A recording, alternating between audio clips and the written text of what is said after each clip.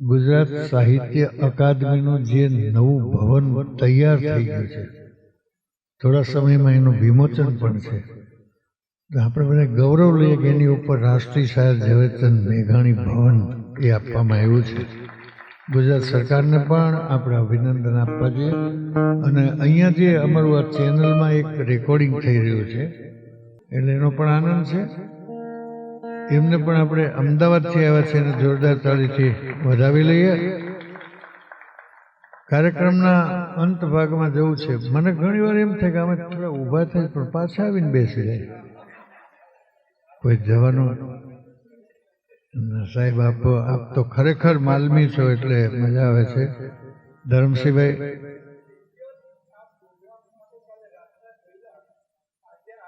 વાહ વાહ વાહ વાહ વાહ. એટલે જ લોક સંગીત જીવતું રહ્યું છે આવા છે ને એટલે. અને આજે મેઘાણીજીના પૌત્ર પિનાકીભાઈ પણ આવવાના હતા, પણ એમના બહુ નજીકના મિત્રને અચાનક તબિયત બગડી. મને થોડાક સારા સમાચાર પણ આવ્યા, નહીંતર એમની પણ અહીંયા આવવાની ખૂબ જ ઈચ્છા હતી. અને બહુ સારું કામ કરે છે એ જે કાર્યક્રમો કરવા માટે, મેઘાણીના સાહિત્યના પ્રચાર અને પ્રસાર માટે. અમે ધરમસિંહભાઈ લગભગ 100 જેટલા મેઘાણીના તમામ પુસ્તકોના એક કાચના કબાટમાં મૂકી અને તમામ પુસ્તકો એવા 100 મેઘાણી સાહિત્ય કોર્નરની સ્થાપના કરી છે ગુજરાતમાં. અહીંયા પણ મને અગાઉ કીધું હતું પણ અહીં સુધી અમે પહોંચી નથી શક્યા, પણ આ વિસ્તારમાં પણ આ થશે. અને હમણાં ચોટીલા ખાતે મેઘાણીજીનું સ્મારક જે બની રહ્યું છે 29.5 કરોડના ખર્ચે ગુજરાત સરકાર બનાવે છે નરેન્દ્રભાઈના કહેવાથી. અને એનું કામ શરૂ થઈ ગયું છે. હમણાં જ મુખ્યમંત્રીશ્રીના વરદ હસ્તે એનું ખાતમુહૂર્ત પણ કર્યું. અને એના પછીથી મેઘાણી જે પહેલી વખત જે સ્કૂલમાં ભણવા માટે બેઠા રાજકોટની સદરની શાળામાં, એનું આખું રિનોવેશન કર્યું ને એનું ઉદ્ઘાટન પણ મુખ્યમંત્રી કરવા આવ્યા. અને ધંધુકાની કોર્ટમાં જે એમની સામે કેસ ચાલ્યો તો એનું પણ સ્મારક એ ટુરિઝમ દ્વારા અત્યારે કામ ચાલી રહ્યું છે લગભગ 3 કરોડના ખર્ચે. અને ચોટીલામાં મેઘાણીના જે સ્મારક બને છે એની સામે લગભગ 4 કરોડની એક લાઇબ્રેરી બનાવવામાં આવે છે. એટલે ચોટીલા ચામુંડા માતાનું તીર્થ તો છે જ, પણ સાહેબ સાહિત્યનું તીર્થ પણ ઊભું થવાનું છે. અને ત્યાં જે કામ કરે છે ને, આપણા દાંડીનું જેણે કામ કર્યું છે એ વામાવાળા એ આપણા જે છે એ કરે છે. જેણે જલિયાનવાળા બાગ પણ કર્યું ને ઘણા બધા નડાબેન એમને સોંપવામાં આવ્યું છે. વંદનાબેનનો પણ ખૂબ એમાં સહકાર રહ્યો છે. હું આ તકે બધાને યાદી આપું છું. ચોટીલા જાઓ ત્યારે અત્યારે તો એ કામ ચાલુ થઈ ગયું છે, પણ વર્ષમાં થઈ જશે એવી અમને ખાતરી છે. અને રણજીતસિંહભાઈ તો ઘણી વખત આવ્યા છે અમારી સાથે. એ સૌરાષ્ટ્રનું ભ્રમણ કરે. મને એમ થાય કે આ માણસને ક્યાંથી આ લત લાગી છે ખબર નથી, પણ કોઈ અંદરથી જે પડેલો આત્મા છે ને એ ઝીલતો હોય. સાબરમતી જેલમાં મેઘાણીને 2 વર્ષની જે જેલ થયેલી ત્યાં બેસીને લખેલું એક ગીત. આમ તો અંગ્રેજી કાવ્યનો એમણે ભાવાનુવાદ કર્યો. મેઘાણીના આંખોમાં ખીલ થયેલા. અને એ જમાનામાં તો કે બધા અંજન હતા નહીં, ભરણ ભર્યું હતું, ખીલ ઠોલાવ્યા હતા. દેવદાસ ગાંધીએ અંગ્રેજી કવિતા સંભળાવી, સમબડી ડાર્લિંગ, અને એના પરથી ભાવાનુવાદ કર્યો. અને હમણાં થોડા સમય પહેલા જ આપણા ગુજરાતનો એક સપૂત મહિપાલસિંહ કાશ્મીરમાં શહીદ થયો. અને સાહેબ એને અહીંયા લાવવામાં આવ્યો ને, ત્યારે અત્યાર સુધીના ઇતિહાસમાં જેટલું પબ્લિક નહીં થયું એટલું અમદાવાદમાં પબ્લિક હતું સાહેબ એના માટે થઈને. અને સાહેબ રણજીતસિંહ બાપુ એ મહિપાલસિંહ મારા પૌત્રનો મિત્ર હતો. એ દિવસે વાત થયેલી એટલે રક્ત રંજીત જોડી એક પછી એક. મેઘાણી લખતા હોય કે અમારે ઘર હતા, વાલા હતા, ભાંડુ હતા, પિતાની છાંય લીલી ગોદ માતાની હતી એ.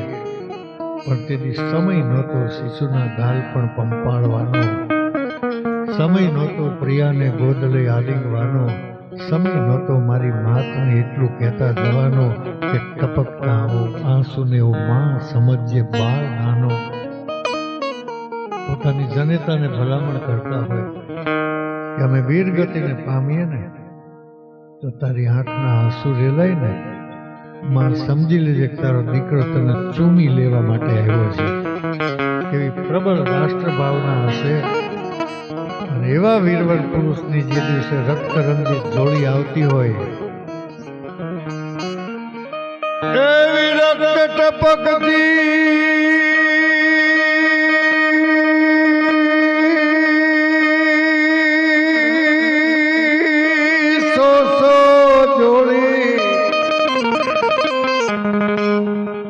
સમરાંગણથી આવે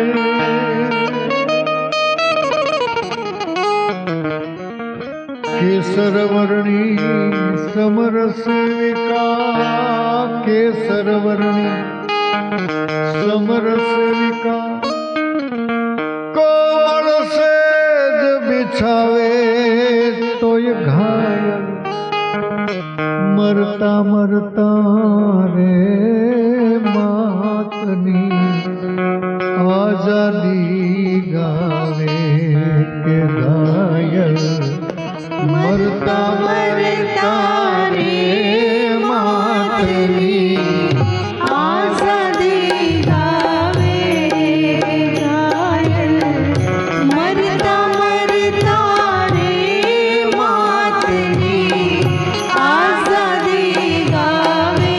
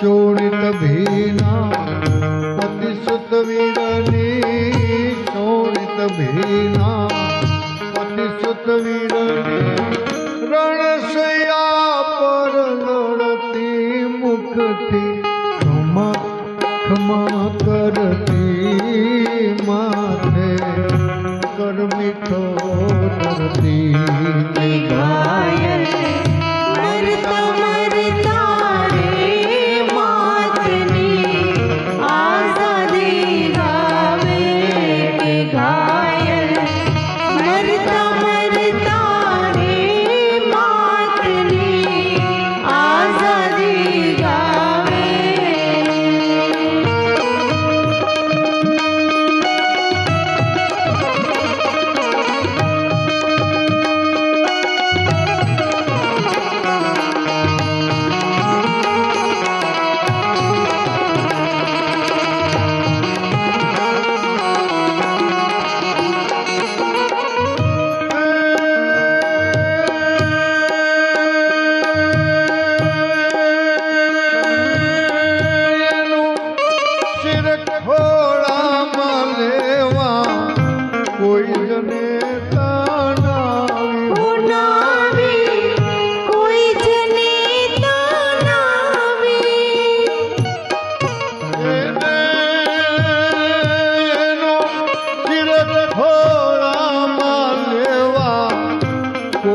જને તાનાવી હુનાવી કોઈ જને તાનાવી એને શ્રી ચરણ તેલ કચોળા એને શ્રી ચરણ તેલ કચોળા ના કોઈ બહેની લાવી ન કોઈએ ખબરે પૂછાવી કોઈના લાડકવાયાની કે ઘાયલ મરતા મરતા રે માતની આઝાદી ગાવે કે ઘાયલ મરતા મરતા રે માતની આઝાદી ગાવે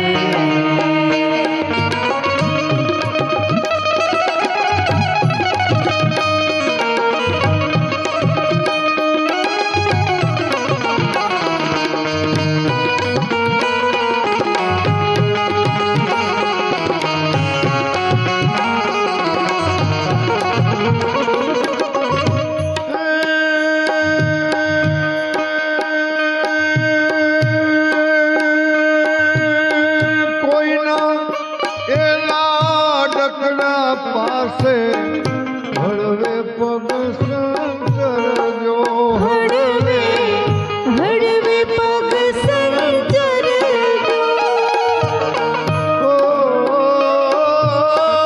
કોઈના એલા ડકડા પાસે હળવે પગ સંચરજો હળવે હળવે પગ સંચરજો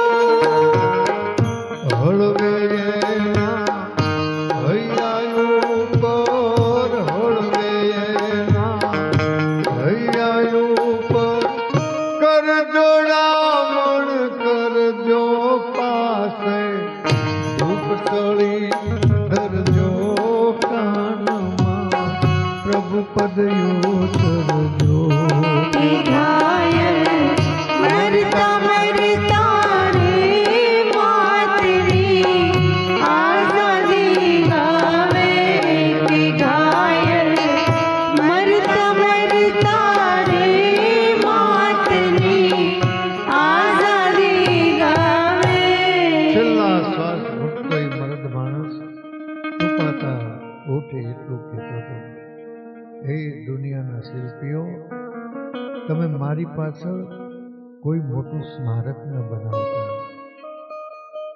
હે દુનિયાના કવિઓ, તમે મારી પાછળ કોઈ મોટી ગૌરવ ગાથા ન લખતા. ઈચ્છા એટલી જ હતી એની ભસ્માંકિત ભૂમિ પર ચણજો યાર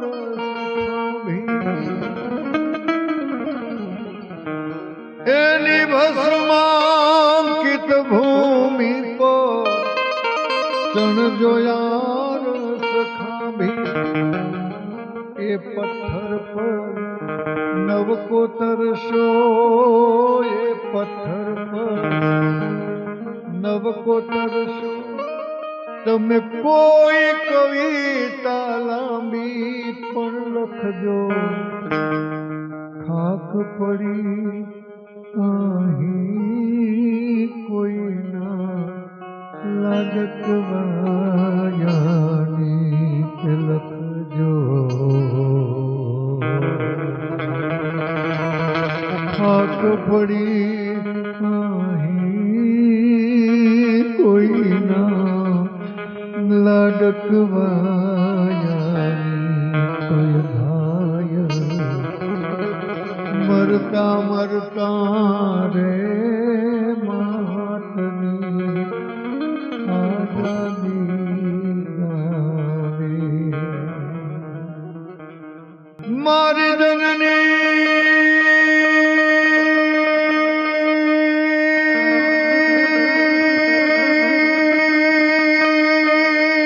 હૈયામાં પોઢંતા પીધો કસુંબીનો રંગ.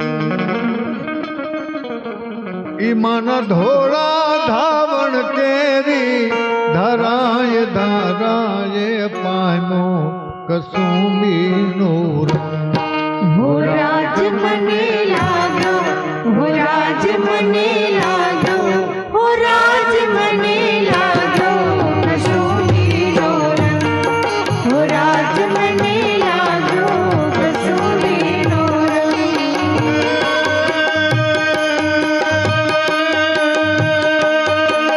બહેરીના મારી બહેરીના કંઠે નિતરતા હાદર ગામ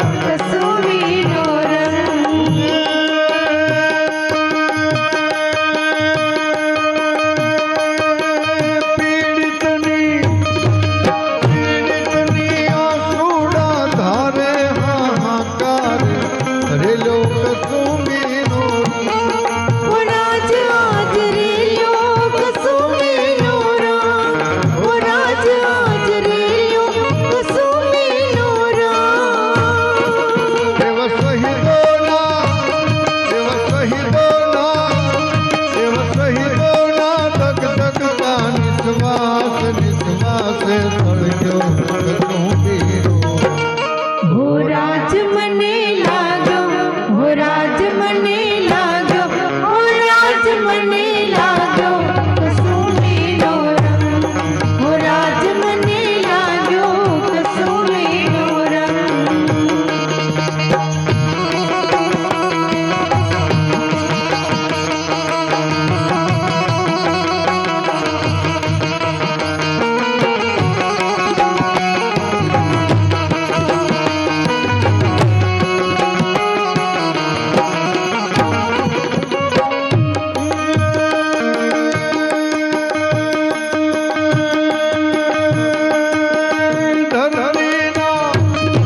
ધરતીના ભૂખ્યા કંગાલો ને ગાલે થલકાયો કસુંબીનો રંગ હો રાજ ઝલકાયો કસૂરીનો રંગ હો રાજ ઝલકાયો કસૂરીનો રંગ એવા બિસ્મિલ બેટાઓની માતાને ભાલે મલકાયો કસુંબીનો રંગ હો રાજ મને લાગ્યો હો રાજ મને લાગ્યો હો રાજ મને લાગ્યો કસૂરીનો રંગ હો રાજ મને લાગ્યો કસૂરીનો રંગ અષાઢ ગગુબી લલી અમર બદલ દેવ સવળિયા મોલાર મહેરી લાડ ગહેરી નિર્જલે નિર્જલે મળ અંધકારિય ગાજ કરે ધરી ઉપર અમનયા સરી ભરી અજમાલ તું તણ કુંવરિયા કોઈ તણી ગત કમરિયા કોઈ કમી રંગ કમરિયા